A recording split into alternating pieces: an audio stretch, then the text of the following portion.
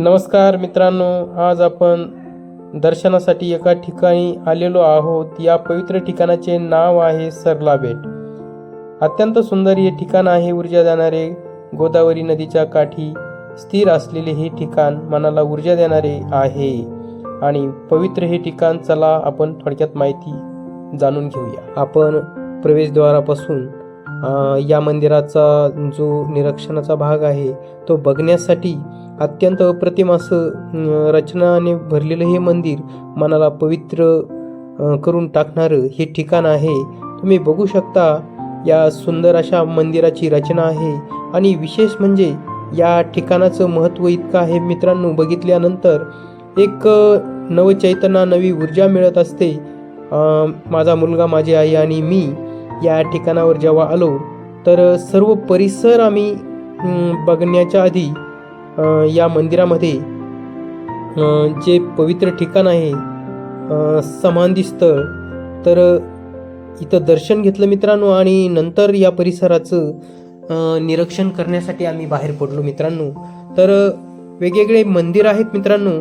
दत्त मंदिर आहे, हनुमान मंदिर आहे, गणपती मंदिर आहे। तर या मंदिराची रचना बघितल्यानंतर आपल्या मनाला सुंदर आकार निर्माण होतो मित्रांनो, तुम्ही बघू शकता। तर या ठिकाणी आपण जेव्हा या मंदिरावर नजर टाकतो मित्रांनो, तर आपल्या जीवनामध्ये ज्या गोष्टी चैतना भरण्यासारख्या असतात तर नक्कीच अनुभवायला मिळतात मित्रांनो। तर तुम्ही आमच्या बाजूच्या साईडला बघा मित्रांनो, मंदिराची रचना इतकी सुंदर आहे। तर मन मोहून या ठिकाणी आपण जेव्हा जातो मित्रांनो, तर या ठिकाणापासून सारखं या परिसराला निरीक्षण करत राहावं असं वाटतं आणि मनाला एक चैतन्याचा जो झरा आहे तो मिळत चालतो मित्रांनो। तर या ठिकाणी सुंदर अशा वास्तू आहेत आणि मंदिरं पण आहेत आणि एक नजारा बघा मित्रांनो, अनोखा संगम या ठिकाणी मंदिराचा बनलेला आहे आणि हे पवित्र ठिकाण जीवनाला पवित्र करणारं खरंच आहे मित्रांनो। ज्या वेळेला आपण फक्त या ठिकाणी दुरून असं नाव ऐकतो, परंतु प्रत्यक्ष भेट दिल्यानंतर खरंच एक जीवनाचा आनंद देणारं आणि जीवनामध्ये एक चैतना आणणारं हे ठिकाण आहे मित्रांनो। तर तुम्ही देखील हे बघितल्यानंतर नक्की भेट द्या। आम्ही वेगवेगळ्या मंदिरामध्ये दर्शन घेतल्यानंतर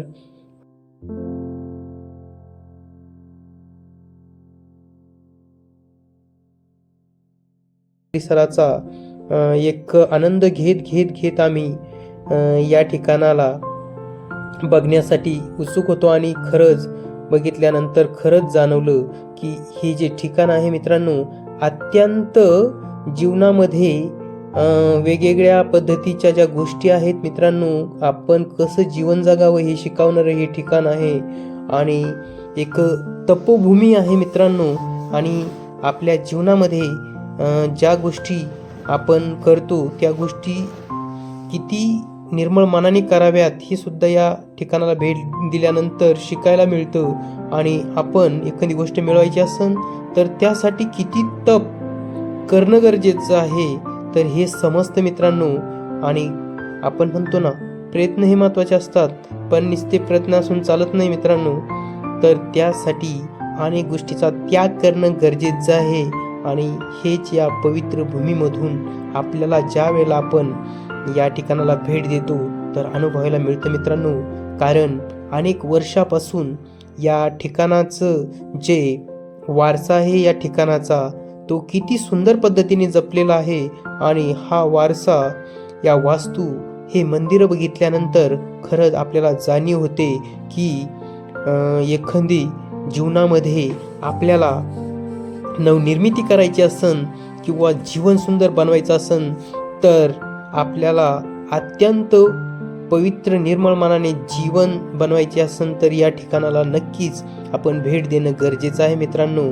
तर माझा मुलगा, माझी आई आणि मी या ठिकाणाला भेट दिल्यानंतर आम्ही ते प्रत्यक्ष अनुभवलं मित्रांनो आणि त्यानंतर आम्ही प्रत्येक या मंदिराचा आनंद घेत आम्ही सुंदर पद्धतीने या परिसरातून एक एक मंदिराला भेट दिल्यानंतर एक नवीन अनुभव आम्ही अनुभवला आणि या अनुभवातून एकच शिकायला मिळालं मित्रांनो, की जीवन खरंच सुंदर आहे, पण ते आपण कसं जगतो यावर अवलंबून असतो. नंतर शनी मंदिर वगैरे या ठिकाणी आम्ही बघितलं मित्रांनो, आणि माझा मुलगा इथं दर्शन घेऊन आम्ही प्रत्यक्ष अगदी जवळून या मुलाने आनंद घेतला.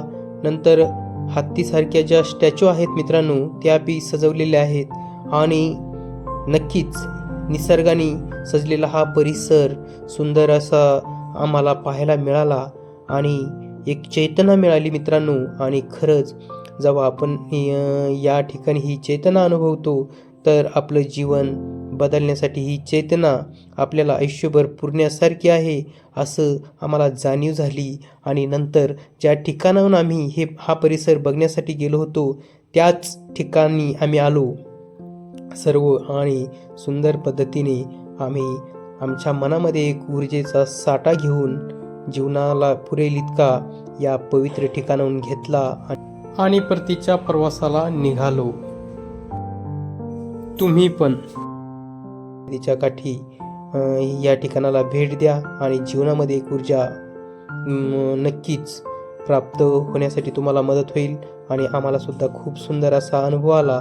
आणि नंतर सर्व ही ऊर्जेचा जो झरा आम्ही मनात साठवून सुंदर पद्धतीने एक नवचैतना घेऊन घराच्या दिशेने पुन्हा परतीच्या प्रवासाला येण्यासाठी आम्ही या मंदिराच्या प्रवेशद्वारातून बाहेर आलो. आणि नक्कीच एक सुंदर जीवन जर जगायचं असेल तर या पवित्र ठिकाणाला भेट देणं किती गरजेचं आहे हे अनुभवून आम्ही या ठिकाणाला भेट देत आणि परतीच्या प्रवासाला निघालो मित्रांनो. धन्यवाद. जय हिंद, जय भारत.